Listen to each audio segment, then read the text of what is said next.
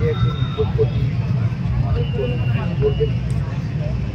দেখুন, এখন নারী পুরুষ আমি দেখছি আমরা ডেভেলপমেন্টের সঙ্গে থাকি, তো তাই আমি দেখছি সেই গাড়ি চলছে, সেই বাস যাচ্ছে, মানুষ যাতায়াত করছে, আমি কোনো উত্তেজনা দেখতে পাচ্ছি না। তো সরকারি হাসপাতাল দেখা যাচ্ছে মূলত জেলার সমস্ত হাসপাতালকে নিয়ে আপনি একটা সংগঠন করা করাই যাবে, ওই হাসপাতালগুলোকে যেন আপনি একসাথে একত্রিত করার চেষ্টা করছেন। জেলার পেশেন্ট জেলাতে রাখতে হবে। কারণ হচ্ছে কি, মানুষ আজকের দিনে হেলথ পরিষেবাটা কাছাকাছি না পেলে মানুষ তার শরীর রাখতে পারবে। আজকে একটা হার্ট অ্যাটাক কলকাতা আসতে হবে, সেই কারণে জেলার পরিকাঠামোগুলোকে ডেভেলপ করতে হবে। এই প্রেস ক্লাবে আসার উদ্দেশ্য হচ্ছে যে আমরা যারা ডেভেলপমেন্ট করতে চাচ্ছি, তাদের অর্থনৈতিক দিকে দুর্বল, তারা উদ্যোগপতি পাবে। রাজ্য সরকারের দৃষ্টি আকর্ষণ করতে চাইছি যে যদি হেলথ সেক্টর ডেভেলপমেন্ট জেলাতে করতে হয়, তাই জেলায় মেডিকেল কলেজ করতে হবে। কারণ মেডিকেল কলেজ ছাড়া কোনোদিন হেলথ সেক্টর ডেভেলপমেন্ট হয়।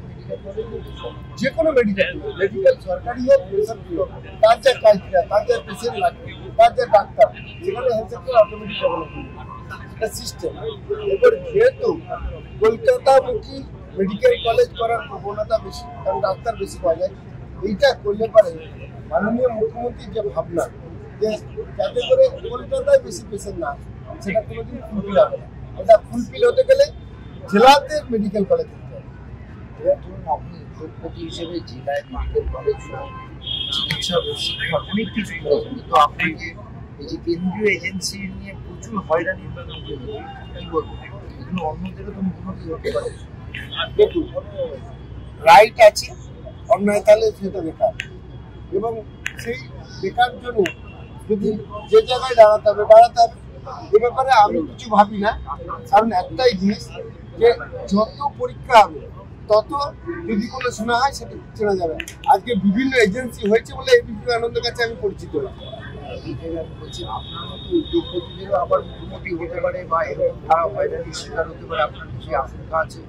হয়রানির শিকার করে আমাকে একটা পরীক্ষা দিয়েছে, পরীক্ষা দিলে পাস করলে পরে সেটা কিন্তু ডেভেলপ হলো। আজকে তো আপনার কাছে আমি পৌঁছাতে পারলাম, এখানে আমি এজেন্সির কাছে গেছি বলে। আবার যদি হয় আপনার চেয়ে আরো বড় জায়গায় পৌঁছতে পারবো। এজেন্সির কাছে গেছে বলে তো হয়রানি হয়েছে। অবশ্যই পরীক্ষা, যদি আপনি পরীক্ষা দিতে চান, পাস করতে গেলে আপনাকে পড়াশোনা করতে হবে। আপনি যদি আপনি যেভাবে দেখবেন না হয়রানি না, এটা স্বচ্ছতার একটা প্রমাণ এলো, আমি তো দেখানোর একটা জায়গা এলো। জেলায় উদ্যোগপতি আসছে মেডিকেল কলেজ খোলা, অবশ্যই আপনি একা ছাড়া আপনার অনেকজন আসছে, অনেকগুলো মেডিকেল কলেজ হয়েছে, আরো আসছে। রাজ্য সরকারের প্রচুর তালিকা আছে।